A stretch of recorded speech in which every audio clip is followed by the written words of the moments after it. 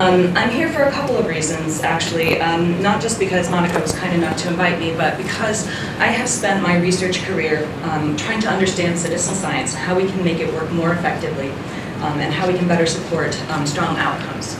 And I usually work from a social and technological perspective. So my research is actually in information science and social sciences, but it spans the gamut, and a lot of my publications are actually in ecology and biology. So because this is based on several years of research, I've got a few citations woven into some of the slides, a few quotes from some of the participants we've had in our studies, and I'm happy to share the slides for people's reference after the fact. So let's start off. I'm going to talk about some definitions to make sure we're on the same page, at least for the purposes of this talk, and some of the issues that lead people to be so concerned about data quality when it comes to citizen science. I'll talk about some design principles that we can put into place to ensure better data quality as we work through citizen science initiatives, and a few criteria for assessing that quality and for non-believers to understand the value of citizen science. And this is one of the goals of this work, is to better support the rest of the scientific community in understanding where the value lies in this work. Those are blue jays, by the way, and it's an example of a data quality issue. If you report 17 blue jays in your backyard in 5 minutes, you might get somebody tapping on your shoulder and asking if that's really the case. And having a photo goes a really long way to ensuring that they believe you. So let's start with some definitions. As Monica mentioned, citizen science has some fairly broad, and actually Alistair brought this up too, some fairly broad definitions. It's kind of an umbrella term, and there are many, many other terms that fit underneath that umbrella. As most of us understand it and discuss it these days, it's a form of engaging the public as collaborators in scientific research. And there are an amazing variety and diversity of ways that's done, which is both exciting and empowering, and also incredibly frustrating and difficult from a research standpoint and for communicating to conventional science. Data quality, and I'll go into this more in a moment, is increasingly understood as fitness for intended purpose. There's no one-size-fits-all when it comes to data quality, and we have lots of terms that we use to try to describe data quality, such as credibility, completeness, reliability, and so on. So I'll talk a little bit more about that, and then the uncertainties that lead scientists, managers, and others to question the value of citizen science, and some known biases that impact any science as well as citizen science. And this is based on some work with colleagues in Canada and the US on crowdsourcing and researchers' reactions to and concerns about crowdsourcing approaches, which citizen science is often lumped in with that. I said they overlap, but they're not, synonymous 100%. So, more specifically, data quality is a concept that's incredibly complex. There's more than a dozen kind of metrics that we use to establish data quality, and it really all depends on what it's for.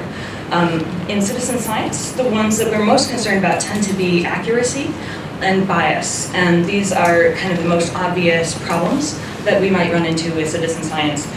Things like precision can be addressed through standardization of tools and things like that, but bias is increasingly the primary concern that people are worried about. Now, fitness for intended use is a term that actually came out of industrial engineering, I believe, and this is being embraced and kind of promoted increasingly as kind of the go-to definition for quality in citizen science. It was a huge win for us when it was written into law that the federal agencies were allowed to use citizen science with fitness for intended use as the quality criterion, which means it needs to be based on your judgment.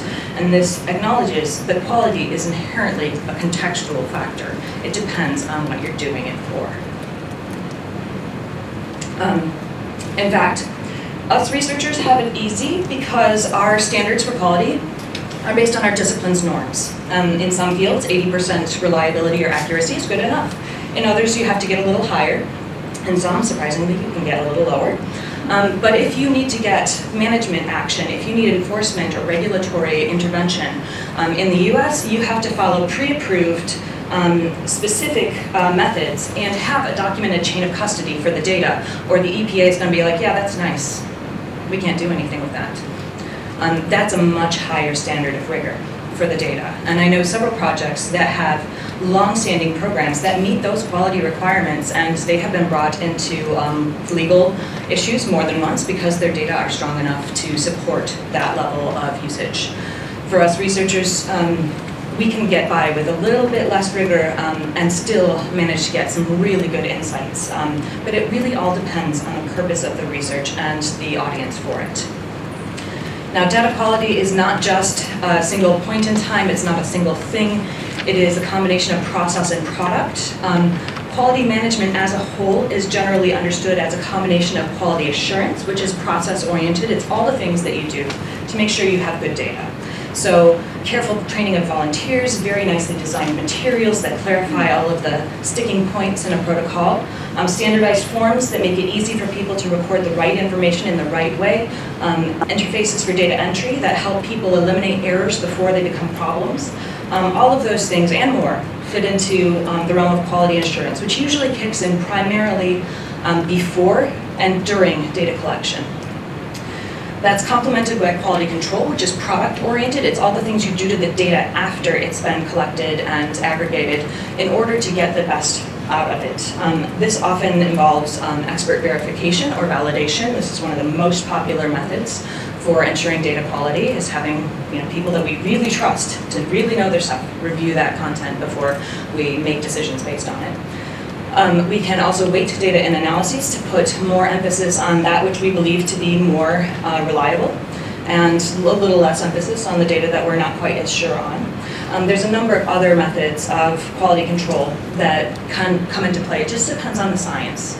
And in fact, when it comes to data quality procedures, almost every project uses multiple approaches to quality assurance and quality control, not just one, but several. A combination, and they're always appropriate to the kind of research being done. They're actually discipline specific. They're the same thing as any other science. They're just adjusted to deal with the fact that you have multiple people, a much larger number of people involved in doing the work. And these don't happen just once, but they occur throughout project life cycles as you work through from conceiving a project to reporting the outcomes and thinking about the next questions that it starts up. So from there, let's think about some uncertainties, and those are essentially based on our assumptions about what is actually happening in a project and when we're working with the project or the public. And uncertainties is actually a term from management science and economics that refers to those things that make us very nervous and unsure about what is going on in the world. And essentially, this is based on the issue that the more humans that are involved, and the more opportunities for error there are. This is absolutely true. There's no two ways about that. The more people you have, the more ways we can mess it up. And it's also reflective of the issue that trust is key. If we can't trust what people are doing, if we can't trust their procedures and their acumen, then it's very hard to be trusting of the results. There are three issues in particular that come up the most often with this. The fact that we don't always know all of our contributors in depth. They are not our colleagues in the cubicle next door, that we know their life history and all of their experience and expertise. And in fact, there are a lot of unknowns there that I'll talk about more in a moment. One of the more common issues that people raise, and it kind of surprised me at first, but it comes up every single time I talk to people outside of my space, is malfeasance and collusion. These are actually non-issues. It is harder to fake data convincingly than to correctly collect it in the first place. It's really easy to detect bad data. You cannot fool those expert birders with a bad checklist. It is really hard. And I actually asked a couple of project leaders from some of the world's largest citizen science projects as to how often they have to kind of blacklist people because they consistently are producing bad data. And out of, at the time, around 100,000 people who were involved in Zooniverse in the earlier days, it's now over 1 million, they had 36 people that they had blackballed. In eBird, some years ago again, about 150,000 people participating, there were only 20 that they wouldn't accept data from. So you can see that that's actually much less of an issue than people make it out to be. Now, there is potential that the right polarization of a topic or the right kind of attention could make that a bigger problem, but if you don't feed the trolls, they don't stick around. And a lot of citizen science projects by design don't feed trolls, so there's not much reason to reinforce that behavior. Finally, intentions are often kind of questioned by the outsiders. Are these activists with agendas who are warping the data? I have seen no evidence anywhere from anybody that this actually happens. In fact, the more attuned to a cause people are, the more careful they are to follow instructions and do the protocol as reliably as possible because they don't want it to be questioned on those grounds. And they produce excellent data, as it turns out. When we get into gamification of citizen science, that is an area to tread lightly because people might take the science less seriously and get carried away with the competition. So we have seen some evidence that gamification can sometimes bite us in the rear end if it's overdone or people just are really carried away by the way that it's done. At the same time, it can bring in new audiences and get new participation from people who otherwise wouldn't be involved. So there are times and places when gamification is an appropriate approach, but you have to kind of take that with a grain of salt. So a neurologist told us in this study that, because he worked with animal research, he was really concerned about this malfeasance issue. A saboteur in the midst would be very disruptive to the research. And this is a classic kind of example of the sort of issues that people raise when they have only arm's length exposure to citizen science and crowdsourcing. The next issue I want to go into a little more detail is the quote-unquote unknown contributors. And this is really amplified in a sort of crowdsourcing frame where it's usually a semi-anonymous sort of arrangement, and you may have thousands upon thousands of people participating, and it's impossible to know them at a personal level. What that's really about is competency concerns. Turns out skills assessments are a barrier to entry, so we don't want to do that very often because it'll reduce participation in ways that are not productive. Embedded assessments are increasingly popular, but they're hard. There's a couple of large funded projects in the US right now studying ways to do these embedded assessments, which is essentially ways of testing people's skills and abilities during the process of participating, so that it's kind of built into the flow of things and you don't kind of notice that you're being quizzed. Uncommon at the moment, but we're really working on making that more accessible to everybody in citizen science because it's a very effective maneuver when you can do it. What people discount is the value of self-selection and self-efficacy for data quality and with competency concerns. So people who self-select to participate in citizen science as volunteers are passionate about something. They're interested, they're curious, they want to learn, they want to do something. The people who couldn't care less and might be sloppy contributors, they're not going to get involved. They are a non-issue. So one of the assumptions I often hear on the part of scientists who look at this from a distance is, people aren't going to take very good care to follow the procedures. Oh, no. They take such care that we actually have this self-efficacy problem of people not contributing data that they've recorded because they're not sure it's good enough. Right? So it's actually the opposite situation of what some people assume. And we have to actually work with a lot of participants in many projects to encourage them to share their data, to reassure them that the work that we've done with project design, eliminates a lot of the issues. They cannot ruin the science all by themselves. And that's a funny concern for people to raise, but it's a very common concern. And in reality, we also see that many participants actually aren't anonymous. Most projects at a local to regional scale, you know your participants pretty well on a first name basis. You know what they really care about, what their bugbears are, what their special expertise is, and what they bring to the table. As you grow in the size of the community, you're still going to have some knowledge of some of the people, maybe not everybody, but those people who contribute at the highest rates are definitely not anonymous. The most valuable volunteers in terms of the volume and quality of the data are absolutely not anonymous in any of these projects. So, of course, there is always a competency concern, and the broader the audience, the more that gets raised. We had a paleontologist saying, you would get geologists with really astute observations, and then you get Joe Schmo off the street who's a little bit cracked saying, this is a plesiosaur skeleton on Mars, right? So you get things from the sublime to the ridiculous, and that just comes part and parcel with opening the doors to everyone. However, the guy who thinks that it's a plesiosaur skeleton is really a minority. It does not come up nearly as much as people might make that out to be. Nonetheless, we have known biases in citizen science, and this is one of those things that there's no two ways around. People are biased creatures. We also always see a geographic bias. The work is done in places where people live. It's really hard to get people out to the middle of the bush in very inaccessible places to collect data. So you almost always, when you see a map of observations, it mirrors a population map, unless you do very specific maneuvers to get people off the grid, so to speak. Now, many of the biases are exactly the same as professional science, documented issues for professional science. No matter how well trained and how professional we are, being random is difficult for human beings. I mean, ask any professional scientist whether they're 100% random in their observations or their protocol. No, we really aren't, and saying otherwise is misleading. Standardizing effort is very difficult.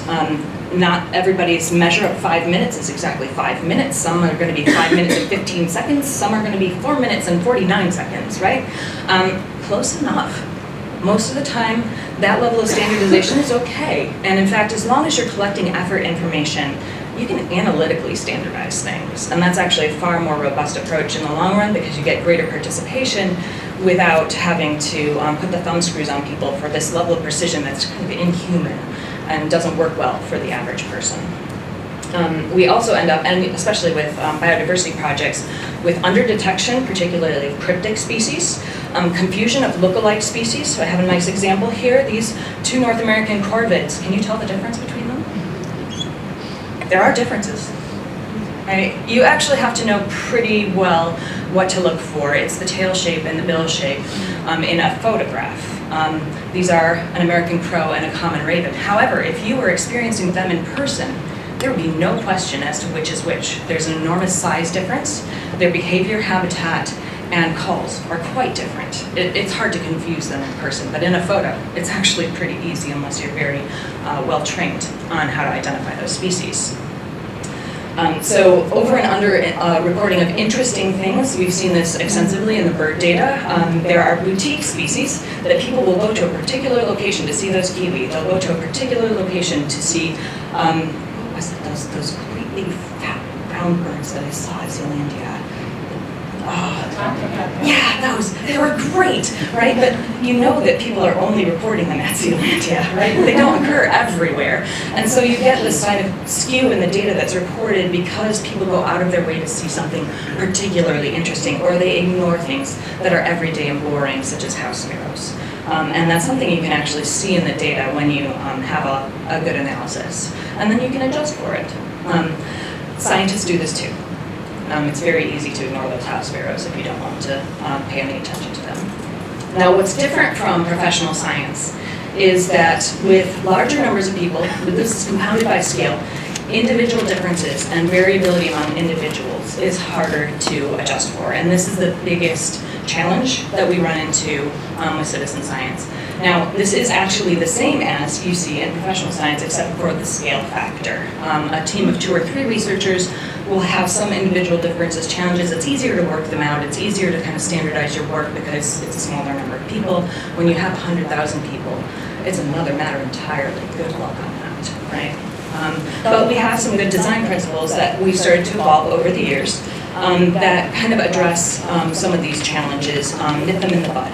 And we have a paper under review that actually is focusing on this that came out of the very symposium that Monica attended at the Citizen Science Association meeting last May.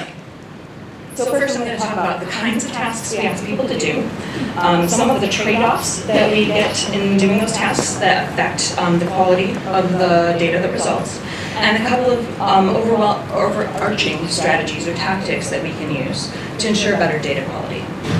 So I like to divide the kinds of tasks that we ask people to do into 2 primary categories, sensing and processing. Sensing being data acquisition and recording, and processing being various types of data manipulation, classification, and content extraction. So puzzle-based games, digitization projects, transcription of historical records, classification of galaxies, and what have you. Those are processing tasks. These are cognitively very different tasks that you're asking people to do. Seeing and reporting something is quite different from classifying something. But most citizen science actually involves both of these kinds of tasks, just different weighting and sometimes different levels of complexity involved. So a couple of examples from well-known projects: you perceive the galaxy in the image and then you classify it. You read a record card and then you extract information as you transcribe it. More complex yet, you detect a plant in the landscape, you identify the species, and then you identify the phenophase. And species identification is actually one of the most difficult things we ask people to do in citizen science. It takes a tremendous amount of knowledge and experience, which is part of what leads me to some of the later points here. There's a few dominant features of these task types that affect the way that we can manage data quality by design. So for sensing dominant tasks, you're capturing data. This is usually event-based. It's rarely repeatable. That thing happens once. You either got the data or you didn't. This is particularly relevant for environmental monitoring.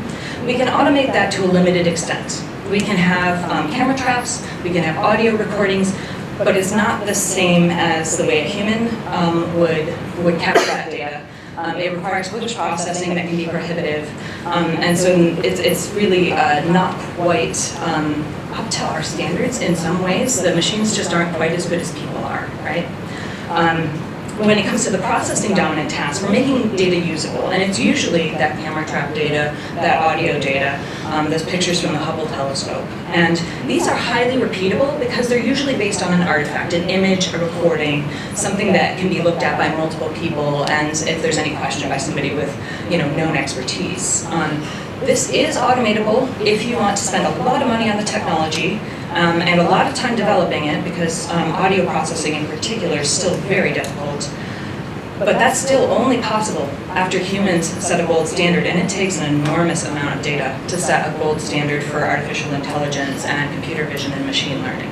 So the computers are still only a fraction as good as the human beings are at these processes, and someday this situation will improve. It'll be easier to rely on the machines to do these tasks, but for now, people are still the go-to because we're better at that than machines are. Now, there's also the sort of situation where you've got both things going on. You're capturing and transforming data in the process. These are essentially more complex tasks that are more error-prone overall. And while people can be very successful with them, sometimes it makes sense to break those down into separate pieces so that each part of the process can be done more effectively by people who specialize in those tasks. Automation is utterly infeasible for this. I cannot have a camera trap, identify a bird on the wing, and record it straight to the database as such. That will not happen anytime soon. Maybe when I'm old and gray. But these task features have some direct implications for the ways that we strategize data quality management. So with sensing dominant tasks, we can't directly verify data without artifacts. That's why we increasingly ask people for photos and for audio vouchers and for proof of what they saw. Calibration is difficult because there's a lot of sources of variation. A person's hearing acuity has a lot to do with which species of birds they might identify and actually detect. Some are, very high-pitched or very low-pitched and hard for some people to hear. Right? Most of these data are unique, especially because they're that sort of event-based data. So outliers can be particularly interesting, especially if you can verify them, because it's something that we wouldn't have expected, and it's a one-off piece of data, and that can actually feed its own line of research. We also see that sampling is really critical for robust analyses, but on the other hand, if you've got effort information that helps you standardize, then sampling may be a little less critical in some ways. It really depends on the kind of research being done. When we have processing dominant tasks, we can repeat to consensus because there's an artifact. We can have 5 people look at an image and classify it and be fairly confident that it is what they say it is. And if they don't agree, then we know that we need an expert to look at it or that the image is shoddy. Right?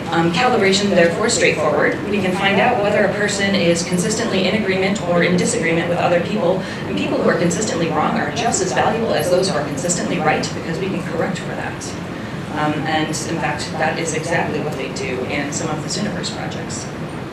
Most of the data are non-unique because you're asking for repetitions to get that consensus, and that means outliers are usually not interesting.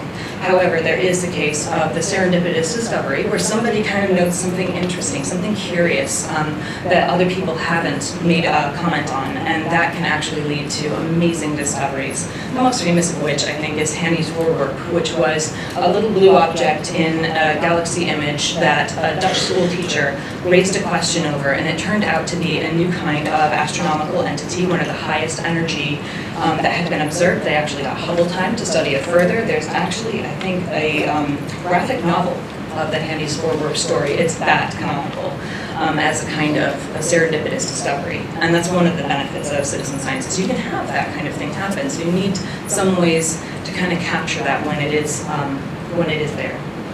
With the compound tests, there's no direct verification. If I see and report something, and if I don't have a photo, you'd have to take my word. Or you have to leverage expert judgment as to whether my report is credible or not. And usually that's actually what it comes to.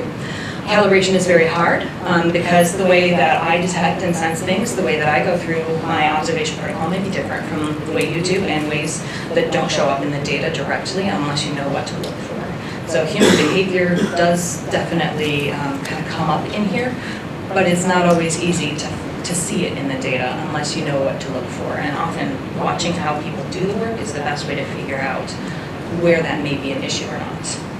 And it's really challenging to interpret outliers here. Is it an outlier because somebody is just imaginative?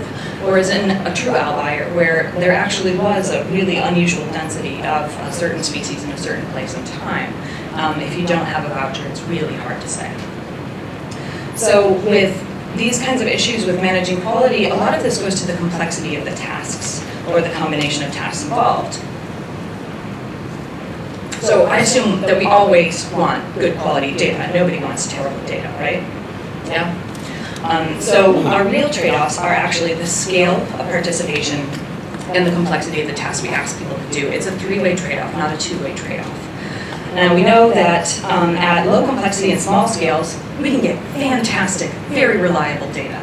It's easy to do, and we don't have very many people, so we can keep an eye on it and validate it. Great data. At the other end of the spectrum, if you have high complexity tasks and are trying to get a lot of people to do it, it's a train wreck. We don't really want to go there. So instead of taking that approach, which is kind of what people imagine they might be able to do, but it really doesn't work out well. I haven't seen a single example of that being really successful. We can shift it to large scale at lower complexity and get highly satisfactory, very usable, reliable data.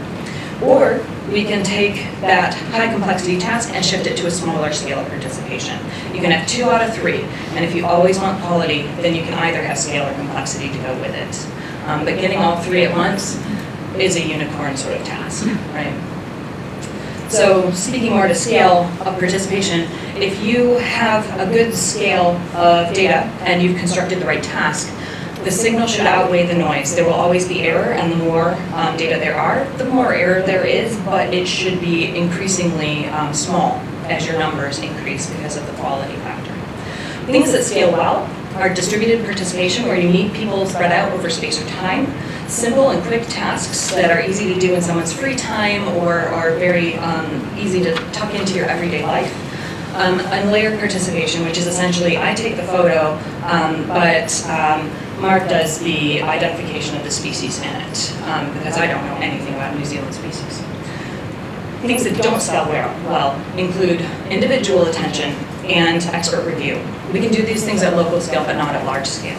Expert review is the go-to method for validation, but it only works to a certain extent because there are only so many experts who are going to be willing to give their time to validate data. So that kind of just caps the amount of expert validation available in any system, and we start to develop technological tools to aid the experts in those cases. In-person and in-depth training are fantastic when you can get people who have the time to give you, and you can get them in one place. That's not always possible, it's not always feasible, especially for distributed participation. And of course, complex and detailed tasks also just don't tend to scale well. So if you've got the sort of question where you're trying to optimize for quality, reducing scale to reinvest the resources that don't scale because you need some level of complexity to the work is one of the best strategies. So if the scale is critical for the science, of course, you're going to have to reduce the complexity, and there's a couple of specific ways to do that. You can remove some uncertainties in the participation process. So you can reduce the uncertainty about location and send people to a specified location. You can reduce uncertainty around species presence and send them to a specified location where we know those species are present. And species identification is another uncertainty you can remove. Give people tools and send them to that place where we know that species is present. But you still want to maintain some autonomy. What time of day you go up, that's okay. You can decide, right? And humans do much better with some level of autonomy than having every little detail controlled. You don't want to take the pleasure out of the experience, and having some choice goes a really long way to making people happy with the experience. You can remove some steps from tasks or split them into multiple tasks. So again, like I might do one thing on one day and another thing on another, or I might do one part of the task and my partner on the other side of the globe might do another part of that task. And that gets into supporting task specialization, which I think is one of the best ways to increase scale for things that are inherently fairly complex or knowledge intensive, like species identification. So to reduce that complexity, generally we have to assume that people have limited resources to apply to a task at hand. And they have variable skill or experiences that they can apply to different types of tasks. So task specialization has really good potential for improving the overall performance by taking advantage of diversity rather than suffering from variability. And basically separating the sensing and processing tasks to reduce the opportunities for error so each stage can be done as well as possible is one of the more effective ways that I've seen this kind of constructed. So if you offer people ways to specialize, they are often more satisfied with their experience because they're confident in having done it well. They enjoy it more because they're good at photography, or they're good at identifying species, right? So giving those options doesn't force anyone into one task versus another, and it takes advantage of the breadth of expertise in the audience. So it's kind of not fair to insist that everyone do every part of every task, because it may actually be very uncomfortable and inappropriate for some people to try to accomplish some parts of the task. And you're kind of threatening your data quality by making that kind of insistence. So you can support a larger scale of participation when you can kind of disaggregate some of these steps. However, this does shift the burden from volunteers to organizers, right? So if you reduce the task complexity, you end up increasing the coordination complexity. Now, at the macro level, a couple of quality management strategies that reduce the influence of perceived problems, including integrating with independent data that has nothing to do with the project but is complementary. You can augment with trusted data, so you have both volunteers and trained naturalists reporting. You can triangulate by design, and this is a gold standard in research more generally, but it's kind of hard to design into citizen science where you're getting independent information that kind of verifies itself. Specialist projects where you enroll a particular audience because they're particularly good at something are also another way to go. It means not everybody can participate as effectively, but those who do are going to truly enjoy it and do well with it. And thorough metadata and documentation are incredibly important for anyone to evaluate the quality of the work being done. And it's not the sexiest of tasks, but it is so important when it comes to the burden of proof. And so data stewardship becomes a key part of the work that needs to be done to demonstrate the quality of citizen science data. The guidelines that we usually go by, as much as possible, at least in the US, is to accept all the data, but learn how to use that messy data, be professional scientists and deal with that complexity, and know when not to use some of that data. Some of it is going to be too flawed to take advantage of, but you don't say no, you say thank you, and then you just put it aside on the back end, right? Think through people's errors in advance. Watching friends and family try to go through your protocol is probably the best way to do this, because it's very, very hard for trained scientists to know how an ordinary person is going to kind of screw up the process, right? But if we can figure out where people might go awry, we can design the tasks and tools to support graceful error recovery. And of course, pretty much everyone filters and reviews data, but retaining the provenance on any changes of data, on any flags for things that we're not quite sure on is incredibly important. And again, the QA/QC strategy should align with the methods. Those records are incredibly important because that burden of proof means documentation is necessary if you need to convince people. And increasingly, you actually do have to convince people if they're going to make good use of the data. So investing in data management is incredibly valuable because the returns on investment for standardization are increasingly sizable. So very briefly, I'm going to go over a couple of pieces on assessing data quality that have come out of several efforts over the years, including a paper that was just published 2 days ago in bioscience, because everybody cares about quality. And in one of my very first studies of citizen science, the organizer told me people really care about this, and if I'm not going to take good care of the data, why should they bother participating? It's work. Even if they enjoy it, it's work.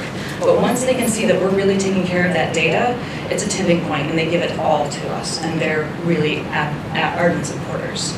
Right? So this paper in Frontiers in Research and Ecology and the Environment looked at ways that we can assess data quality in citizen science, largely to advocate to the non-believers. Oh, sorry, that was my own timer. I know, I use the duck because it makes my students less upset if the timer goes off on them. So when it comes to assessing data quality in citizen science, we wanted to give your standard researchers some criteria to understand whether or not a citizen science project is producing good data. And this is largely oriented at supporting better peer review, because citizen science often gets shut down unfairly in peer review because the reviewers just don't know how to deal with it. So do they use iterative design? Nobody gets the design right on the first shot. I can think of exactly one project that got it right on the first shot, right? So if they're trying to do it that way, it's likely to have some fundamental flaws, right? The difficulty of the tasks, how systematic procedures are, the kind of equipment people use, all speak to calibration and standardization. Whether metadata is recorded properly, if the collection effort is standardized, if the analysis takes advantage of collection effort to give stronger analysis results, that's also very important. Whether quality is being assessed appropriately through the right kinds of comparisons, and whether it's appropriate for the purposes, and if we're doing good data management. These are all really good criteria for peer review of citizen science. And the paper that came out just a couple days ago is based on the observation over several years of discussions with quite a few very, very opinionated scientists.